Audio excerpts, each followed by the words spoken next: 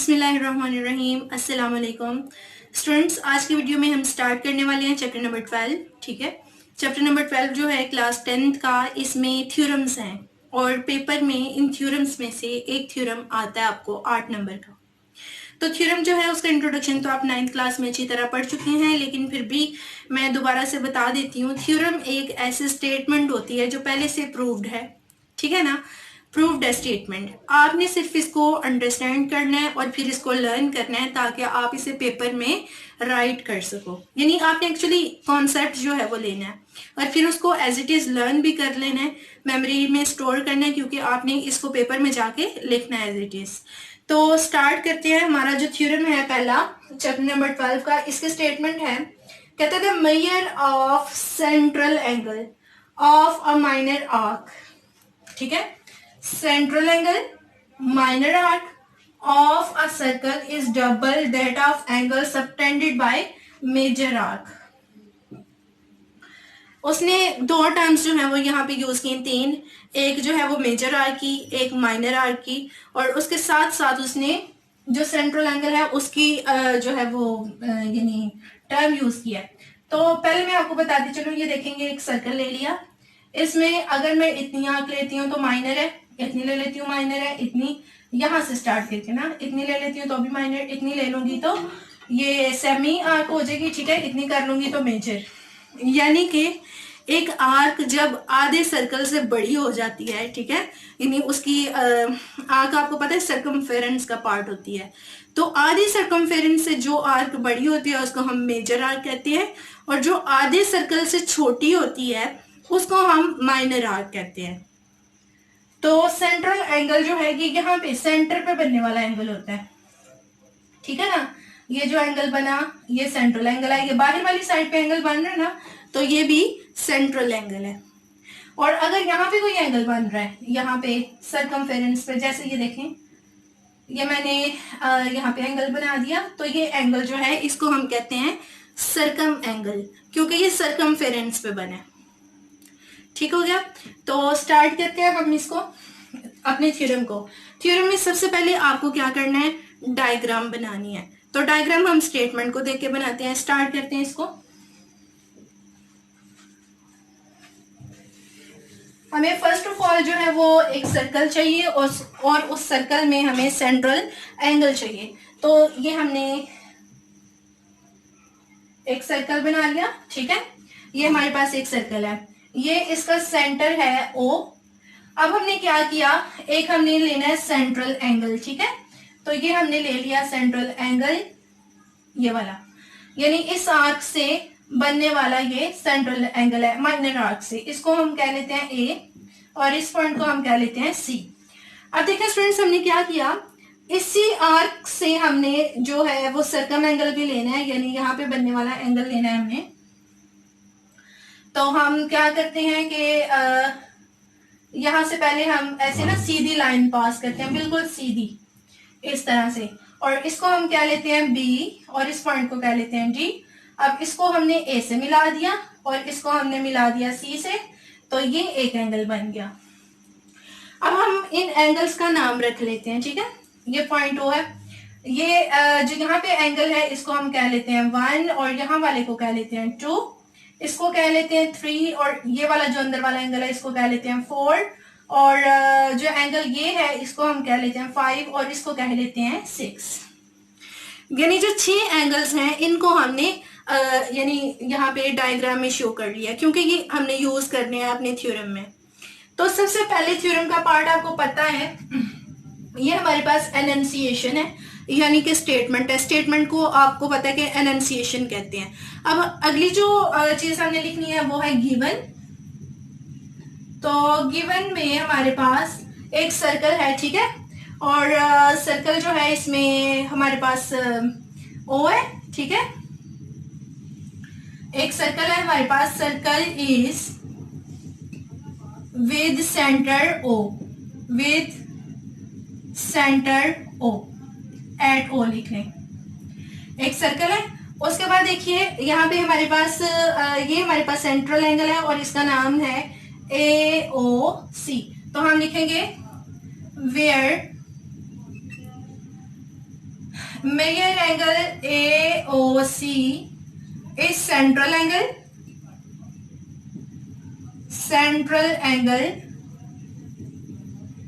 और ये central angle इस आर्क से बना है, ठीक है, drawn by corresponding to arc AC लिख सकते हैं आप। और साथ में हमने इस एंगल का बताना है, तो ये एंगल है हमारे पास, एंड मेजर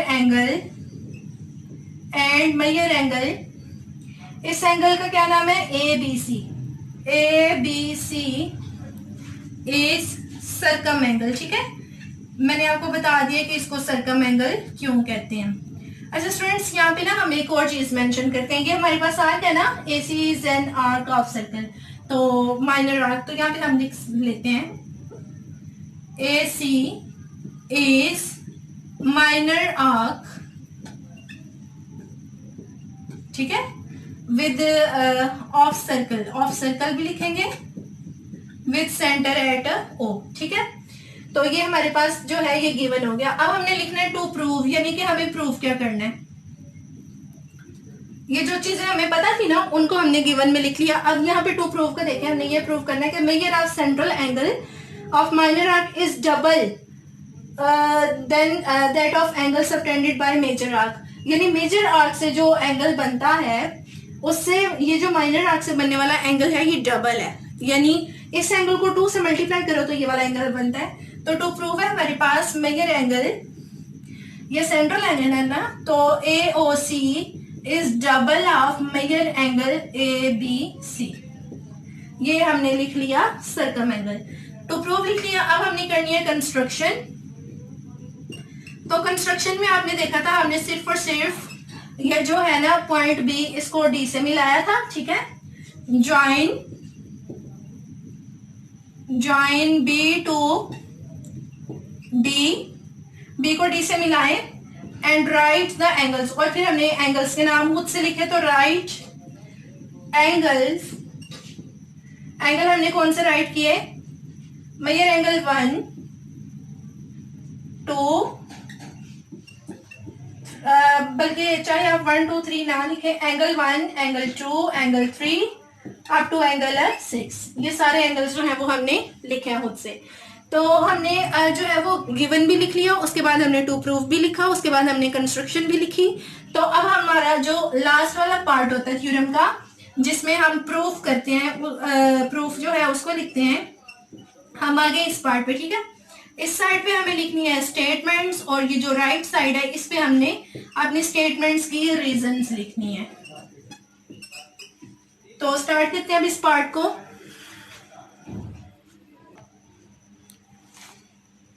जी तो स्टूडेंट्स, प्रूफ में जो हमने स्टेटमेंट्स लिखनी है वो हमने डायग्राम से ही देख के लिखनी है, यानी हम गिवन को देखेंगे टू प्रूफ, यानी ये सारा जो ऊपर वाला डाटा है इसको हमने यूज करते हुए स्टेटमेंट्स लिखनी है। तो देखें जरा, सबसे पहले ये हमारे पास एक रेडियस है, ठीक है, A से O वाली लाइन, ये इतना रेडियस है, और ये वाला भी रेडियस है। ये जो O है ना इसको मैं छोटा सा करके लिख देती हूँ, ये यहाँ पे जो है ये है O, ठीक है जी। तो स्टूडेंट्स, हमारे पास ये भी रेडियस है इस सर्कल का, ये भी रेडियस है, सेंटर से सर्कल तक जो डिस्टेंस होता है वो रेडियस होता है, तो ये वही डिस्टेंस है। तो इसलिए रेडियस से जो एंगल बनता है वो आपको पता है कि यानी A के जैसे बनते हैं। ये वाली साइड और ये वाली साइड आपस में इक्वल हो गई, इसके सामने ये वाला एंगल है, इस साइड के सामने ये वाला एंगल, तो ये दोनों एंगल इक्वल होंगे, यानी कि हम लिखेंगे एंगल 1, मेजर एंगल भी लिख सकते हैं, measure angle 1 is equal to measure angle 3, और इसकी रीजन क्या है, angles opposite to equal sides of triangle, ये जो ट्राइंगल है इसका नाम है AOB, तो ट्राइंगल AOB, ठीक हो गया। ये जो ट्राइंगल है इसकी ये अपोजिट साइड्स हैं, ये वाली, ये जो दो एंगल हैं, फिर इसलिए ये क्या होंगे, इक्वल। इसी तरह से स्टूडेंट्स ये भी रेडियस है और ये भी रेडियस है, तो ये वाला एंगल इस एंगल के इक्वल होगा, यानी एंगल 2 एंगल 4 के इक्वल होगा। तो हम लिखेंगे सिमिलरली, या फिर डायरेक्ट लिखते हैं measure angle 2 is equal to measure angle 4, और इसकी रीजन है ये दूसरी वाली है। अब स्टूडेंट्स एक और बात नोट करें यहाँ पे, ये जो बाहर वाला एंगल है, आपको पता है कि जो एक्सटर्नल एंगल होता है वो सामने वाले जो इंटरनल एंगल होते हैं उनका सम होता है। तो ये जो एंगल 1 और 3 है इसको आप ऐड करोगे तो एंगल 5 बनेगा। तो हम लिख देंगे measure angle 5 is equal to measure angle, इसको कह लें क्वेश्चन नंबर 1, इसको कह लें क्वेश्चन नंबर 2। तो मेजर एंगल 5 जो है ये इक्वल है measure angle 1 plus measure angle 3 के, और इसको हम कह लेते हैं क्वेश्चन नंबर 2, ठीक है। और ये क्यों इसके इक्वल है, ये क्वेश्चन नंबर 3 कहेंगे। इसके रीजन जो है वो ये है, sum of internal angles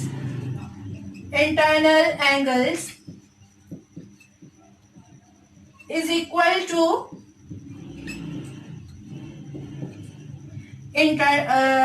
external angle, ठीक है।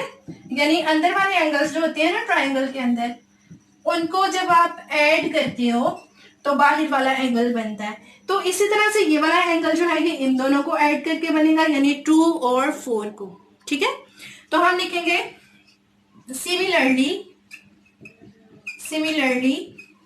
Measure angle 6 is equal to measure angle 2 plus measure angle 4, ये हमने लिख लिया। अब स्टूडेंट्स क्या करना है हमने, ये देखें जरा। अब हम इस इक्वेशन को और इस इक्वेशन को इसको कह लेते हैं हमने क्वेश्चन नंबर 4, ठीक है। अब यहाँ पे मेजर एंगल 1 और मेजर एंगल 3 क्योंकि इक्वल हैं, तो मेजर एंगल 5 जो है ना ये इक्वल हो गया। यहाँ पे जब हम मेजर एंगल 1 करेंगे, ये मैं आपको रफ में करके दिखाती हूँ, measure angle 1 plus measure angle 1 दोनों इक्वल है ना, हमने यहाँ से देखा। तो ये हो गया 2 मेजर एंगल 1, 2 मेजर एंगल 3 भी हम लिख सकते हैं। तो ये हमारे पास आ गया 2 मेजर एंगल, बल्कि हम इसको लिखते हैं 2 मेजर एंगल 3 लिख लेते हैं, ठीक है। ये क्यों लिखा है ये मैं भी आपको बताऊंगी इसकी रीजन। और इसी तरह से ये जो मेजर एंगल 6 है इसको हम लिख सकते हैं, ये जो मेजर एंगल 2 है इसकी जगह 4 भी लिख सकते हो क्योंकि 2 और 4 इक्वल है।